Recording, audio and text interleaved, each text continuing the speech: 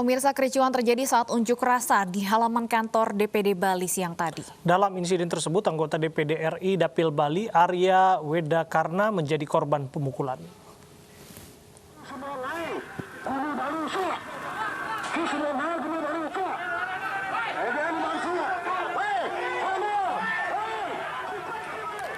Inilah detik-detik saat pendemo memaksa masuk kantor DPD Bali untuk Arya Wedakarna. Masa emosi lantaran sempat dihadang petugas keamanan. Kehadiran massa lantaran memprotes ucapan senator asal Bali, Arya Wedakarna, yang dianggap kontroversial. Unjuk rasa semakin tak terkendali dan kericuhan pun pecah saat Arya Wedakarna berupaya menemui pendemo. Salah satu pendemo meluapkan kekesalannya dengan memukul Arya Wedakarna. Saya ada satu tindakan penganiayaan. Sebagai bukti, ada penganiayaan di sini, kemudian di muka saya, dan ada tadi video, ada yang gepok kepala. Ada 2 orang, 3 orang. Dan sekarang tindakan saya melaporkan, ini akan melaporkan ke Polda. Massa buruh berunjuk rasa menolak Omnibus Law Cipta Kerja di kawasan Patung Kuda, Jakarta Pusat. Sebagian dari mereka mengenakan pakaian adat sambil memperingati Hari Sumpah Pemuda. Massa dari sejumlah serikat buruh berkumpul di kawasan Patung Kuda sejak pukul 10 pagi. Massa datang dari Jabodetabek dan Surabaya. Selain menggunakan atribut dari federasi, massa buruh juga menggunakan baju adat Indonesia. Orator juga terus mengimbau demonstran untuk selalu menjaga jarak.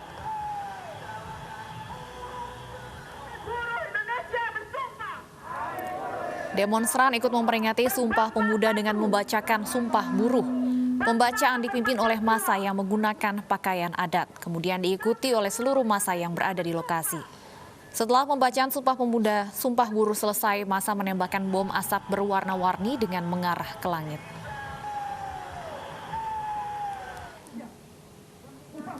Badan Eksekutif Mahasiswa Seluruh Indonesia bergabung dengan massa buruh di Bundaran Patung Kuda, Jakarta, Rabu siang. Demonstrasi menyebabkan sejumlah jalan protokol ditutup, diantaranya Jalan Medan Merdeka Barat dan Medan Merdeka Selatan.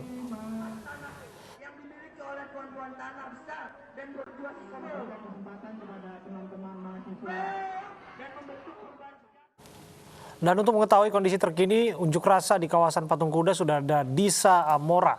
Disa, bagaimana jalannya unjuk rasa hingga sore hari ini? Ya, baik Abraham dan juga Stefani, saat ini unjuk rasa masih berlangsung di tempat saya melaporkan di kawasan Patung Kuda, tepatnya di Jalan Medan Merdeka Barat. Aksi unjuk rasa ini sudah dimulai pada pukul 1 siang tadi, dan untuk kali ini unjuk rasa dilakukan oleh Aliansi Badan Eksekutif Mahasiswa Seluruh Indonesia dan juga organisasi kepemudaan.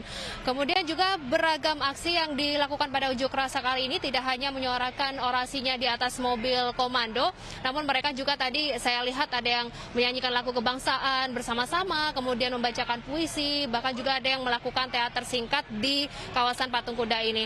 Untuk tuntutannya pun masih sama dengan orasi-orasi sebelumnya, yang mana mereka menuntut atau menolak Undang-Undang Cipta Kerja dan juga meminta Presiden Jokowi untuk mengeluarkan peraturan pemerintah pengganti undang-undang atau Perpu.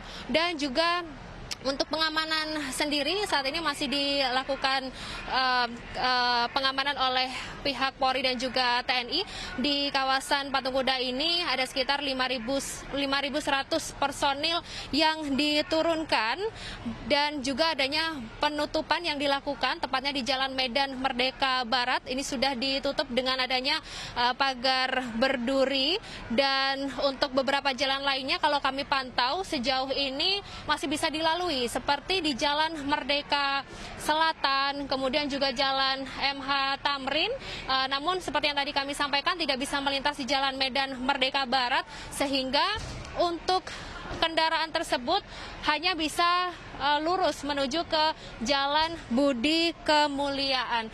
Untuk sementara demikian, Stefani dan juga Abraham, kembali kepada Anda.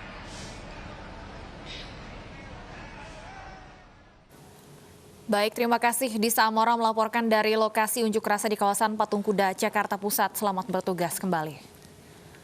Kita kembali ke informasi libur panjang akhir pekan yang dimanfaatkan sebagian warga untuk berlibur maupun tetap di rumah saja. Lalu bagaimana suasana lalu lintas ibu kota? Rekan Ririn Oktaviani melaporkan dari Bundaran HI Jakarta. Pemirsa, libur panjang memperingati Hari Maulid Nabi yang berlangsung mulai hari ini hingga hari Minggu mendatang. Arus lalu lintas di kawasan Bundaran HI hari ini terpantau lancar. Di sepanjang Jalan Sudirman yang merupakan pusat perkantoran yang biasanya dipadati oleh kendaraan, hari ini arus lalu lintas terpantau lancar. Kepadatan kendaraan hanya terjadi di arus menuju ke pusat-pusat perbelanjaan, namun masih terpantau normal.